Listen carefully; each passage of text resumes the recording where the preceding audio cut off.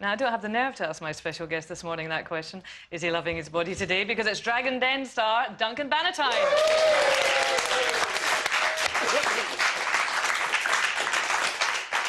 Well, I'll tell you anyway, Kay, I've always loved my body. Oh, have you? I've quite liked it as well, Duncan, I have to tell you. And I'm not as brave or stupid to say anything else. We're going to be spending a while chatting to Duncan this morning, so if you want a word with him or you fancy asking him a question, give us a call on the usual number, 0207 173 5555. Now, according to last month's Sunday Times Rich List, Duncan is now worth a whopping 320 million smackers. Now, whilst everyone else seems to have lost cash during the credit crunch, Duncan, you've been making it. You stormed up that rich list, I think 100 places, where everyone else seems to be crashing down. How'd you pull that one off? You know, more people are joining gyms and health clubs than ever before. We're up, the industry is up 2% this year. Really? Now, that surprises me. I thought everyone would be out in the park doing star jumps. No, you know, most people who are not health club members say that. And about 23 people have said that to me over the past few months. But most health club members are actually using it more often, rejoining again, and business is up. So what do you think? What is the thinking behind that? Because in a credit crunch, you would think people would look at their expenses and think, how often have I been to the gym? Can I afford 400 quid?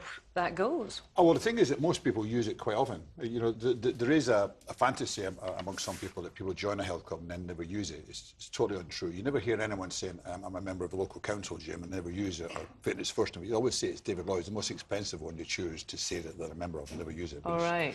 Usually untrue. Most people who are members use them all the time. Right, as long as they're priced properly, which is obviously... I'm not quite... do you have a gym? Is that why we're talking about gyms? Yeah, there's a string It's of 60. Oh, really? You do? I never knew that. See, that's Christopher's lifestyle. He was thinking, do you have a gym in your basement?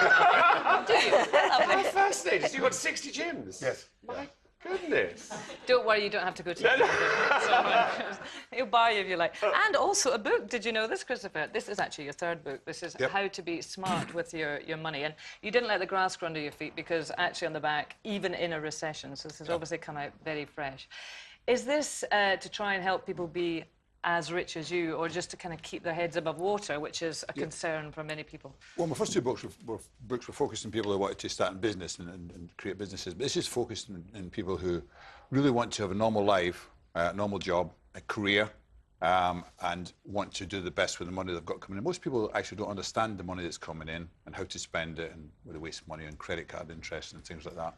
And it explains all that to them. It explains the best mortgages and things like that. So you can read the book. Plan your life. Plan your I mean, in business, we plan for 5 years, the finances, but people are going to have children, they're going to get married, they're going to do a lot of things, and they never plan ahead.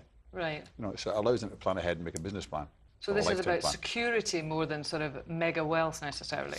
That's right, security and saving money and making the best of the money while you're living your fantastic life. Yeah. I mean, as I say, this is your third book. I mean, the first one was Anyone Can Do It. The second one was Wake Up and Change Your Life. How to Be Smart with Your Money. It kind of makes it sound easy, but it's not that easy, is it? Or everyone would be doing it. It is that easy.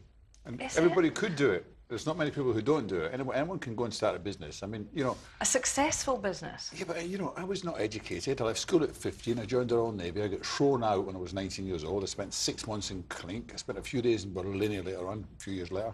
I couldn't get a job. And I started in business because I couldn't get a job. And I was 29 when I started. I was penniless at the age of 29. And I started in business.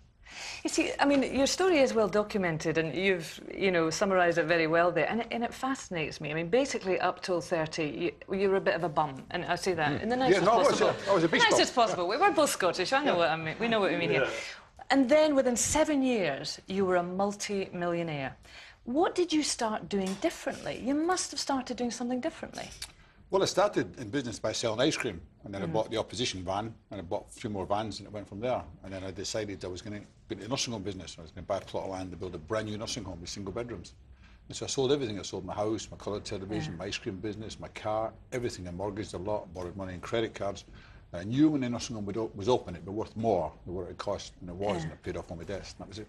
I still think something must have clicked in your head. Does it help having nothing to lose? Yeah, absolutely, yeah. Because you said, you know, you sold this, you sold that, and but if you've got a family already, and you're one of these people who's been brought up to scrimp and save, and you've got lots of dependents, then you've got too much to lose to take the risk. Yeah, if you read the autobiographies of a lot of entrepreneurs, successful entrepreneurs, you'll see that most of them have had no education or less school, so they couldn't get jobs as accountants or bank managers on £300,000 a year, bankers and things like that. So they had no choice. Either they start in business or they get a job sweeping the streets or some low-paid job. We're all the same. So. Do you think luck ever comes into it? No, you make your own luck. You know, I think you can find somebody who's sleeping in the doorway, and he will say that he was very, very lucky because he passed this doorway one day and it was empty, so he's sleeping there. You make your own luck in life every time, and every entrepreneur makes their own luck. And I don't know anyone who started out as a businessman and not had a bit of good luck and a bit of bad luck in equal proportions and done very well. Did you start to change as a person then when you became very successful? Well, not that that was an overnight thing, but when you became a businessman, you would surely have to adopt a different mentality. Did friends and family start to see a different Duncan from the guy who at the age of 25 was going from job to job? No, I've always, all through the whole lot, I've always been charming and... Oh, you had me there. But you surely have to... I mean, you know, I have to say, Duncan, you mentioned your autobiography, and when that came out, a couple of your brothers reacted badly to it because I think you said in it that they lacked ambition. Yeah. You know, so resentments can build, you know, when one person becomes much more successful in a family. Is it because you've changed? Is it because they didn't change? You know, that was not meant as a criticism, and it's not a criticism. There's a lot of people with no ambition to go into business, and they had their own reasons for taking it personal. But I don't say that because other people don't do it, it's a criticism, and they should do it. I just say, this is my story, I did it, and if you want to do it, this is what to do. If you don't want to do it, that's okay. There's no problem with it. But, you know, the world would be very difficult if everybody became an entrepreneur. Yeah. But our minds don't allow us to do it. Yeah. I mean, has that caused a sort of continuing resentment within your family? Only two brothers that sort of alienated themselves from the rest of the family. So. Is that a disappointment?